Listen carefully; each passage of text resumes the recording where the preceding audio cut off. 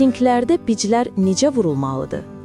Bitkilərin böyümə və inkişaf dövründə, ən çox da məhsula düşən dövrdə gördüyünüz pomidor bitkisində məhsulla yanaşı həm də əlavə tumurcuqlardan əmələ gələn biclər dediyimiz orqanlar da çıxır. Həmin orqanların bitkinin qidasına şərik olduğuna görə, əlavə yük olduğuna görə vaxtaşırı olaraq vurulması məsləhət görülür.